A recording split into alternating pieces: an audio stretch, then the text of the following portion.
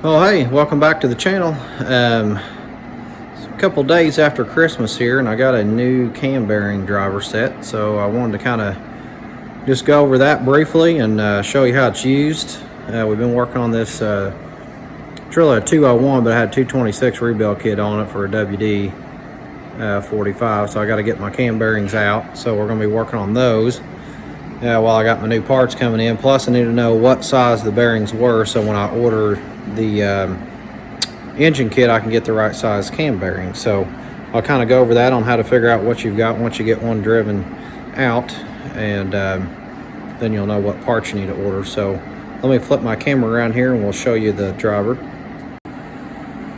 Alright, so here's the driver kit I've got. Just pretty standard kit. There are several different sizes in there, you know, anywhere from large down to the smaller size. And then on the chart here, it'll tell you what sizes they actually fit. So here's your list. And then of course the directions on how to assemble this thing. So I've got the driver that I need for my cam bearings here. There's a rubber sleeve that fits over it. I'm going to grab one of these larger ones so you can kind of see. So this is just a rubber sleeve that fits around it. The inside of this expands, which pushes out, and it will push this out to basically wedge your cam bearing, and then you can drive it out. So nothing real fancy about it, but it's a real handy tool, pretty much a must-have if you're doing any kind of engine work. So that's the kit itself. I've got it set up. I've already drove out my front cam bearing, and if you look right there in the center, you can see the number. It's a 229953, and then I'm going to rotate it here. You can see it says, looks like a JTD, so I'm not quite sure what the J is, but I'm going to slide over here to the parts diagram here. So there's our cam, and number 2 is our cam bearing. So if we look at number 2 right here, we've got the 229953 camshaft standard. So that's exactly what I've got here. So these are standard cam bearings. So now when I go to order all of my bearings, I can tell them that I've got standard size cam bearings. So you have to get one of those out, obviously, to know what you got. A lot of times in these old engines that I've dealt with anyway, you don't really have a whole lot of engine work done on the cam side. You normally have the main journals turned or line board cranks. The cams normally don't have too many issues. Now again, I'm not a engine expert, and I don't rebuild a ton of motors, but that's just what my experience has been. But anyway, you'll still need to get one out to know what you have. So what I'm going to do now, we'll flip the camera stationary, and I'll put that cam driver in here, and we'll pull out our center cam bearing, and then the one on the end, there's actually a cap on the back side. So I'll have to get that out of the way. You can see it right there, in order to get that last bearing out. So I think I can just drive the whole unit out, straight out, and it'll just take the cap off with it. If not, I'll put that driver inside the bearing, not expand it. Actually, I won't be able to expand it because you'll see that here in a minute. We'll put that in there, and then we'll drive that cap out of the way, and then I can get the rest of that in place. It may get tight right here with the engine stand, so we'll have to just kind of play that one by ear. Hopefully I've got enough room in there to do what I need to do. So anyway, let's get the camera flopped over here to another spot, and we'll watch the process. Alright, so we're going to slide the driver in through the front. We'll slide it into that center cam. I'm going to stop just shy of the driver itself. See that silver part right here. I'm going to stop just shy of that. And then on the other side here, I'm going to put my 7/8 wrench. I'm just going to twist the handle portion of my driver, and it's going to expand that driver out inside the bearing. So I'm just twisting with my left hand here, and I'm out where I need to be. It's not extremely tight, but it's still snug. So if we can see right down there, I've got it expanded out where it fits right up against my bearing. And then on the entrance side, there's a cone that you'll slide that in. That keeps you center.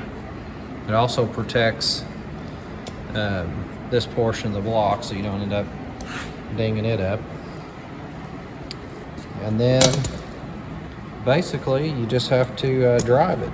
So we'll go ahead and do that and have that thing come out.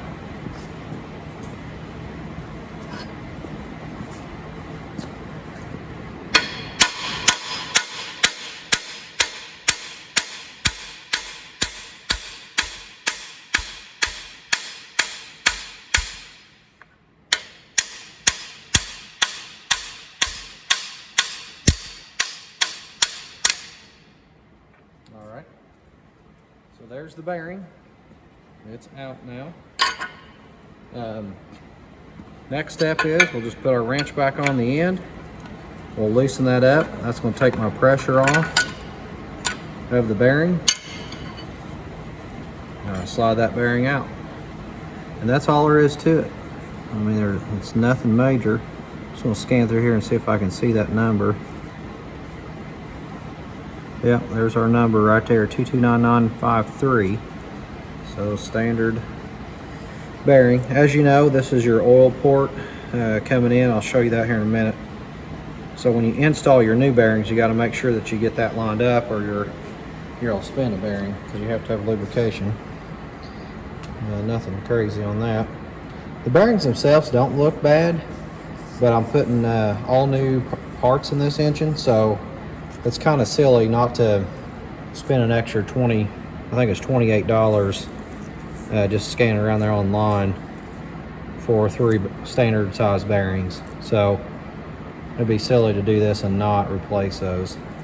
So anyway, that's all there is to it. I'm going to drive that other one out. I have to get that plate off, or that cap off the back side there. We'll get it out of the way, and then we'll get it out, and then I'll be ready to order my parts.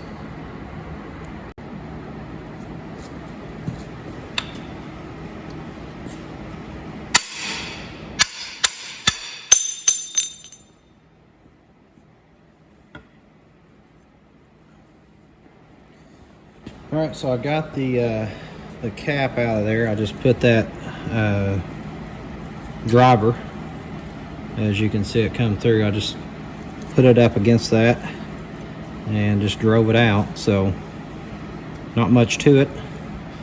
We got that out of the way. Now we'll be able to drive that inside bearing on through, and we're going to be, I think we're going to end up hitting right here. So I may want to rethink what I'm doing as far as driving. I don't want to get in a position there. So I've got to be roughly right there with my driver. Yeah, so I'm not going to have enough room. So an option that I do have is I can put a jack on the front of the engine and then just go ahead and pull out this support. It's just threaded in, loosen this, and just get that support completely out of the way. And then I've got that much distance right here between this plate and the block, and that should give me enough room, because I'm not halfway there with where the outside of that driver is. So that should give me enough room to be able to slide that thing out. If it doesn't, then we'll have to back up and punt at that point. But I want to try that first and not get into, a whole lot of work getting the engine staying unbolted and what have you. So let's give that a shot first. I'll go ahead and pop off that support and that last bolt here on the back side, and we'll move that out of the way, and then we'll see what happens.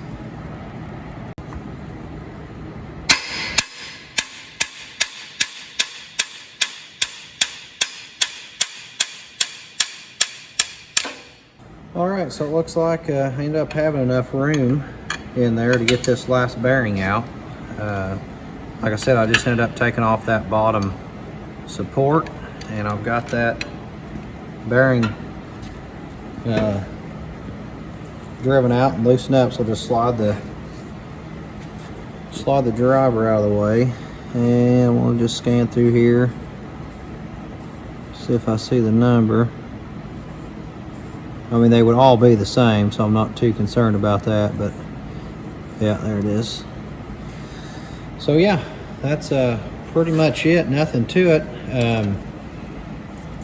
I personally hadn't used a cam driver in a while, so thought it would be a good idea to put a video up of that. So really not much to it. I'll be using it on this this 201 rebuild, which is the 226 like I mentioned, and then I'll also be using it over there on that 230 Buddha. So it's going to come in handy. But anyway, thanks for watching. I hope you enjoyed it. Stick around for more videos. We'll be putting this thing back together once I get my parts ordered and get those in. We'll be getting it put back together and put back in this WD. So if you have any questions, post a comment and I'll get back to you as soon as I can. Have a good day.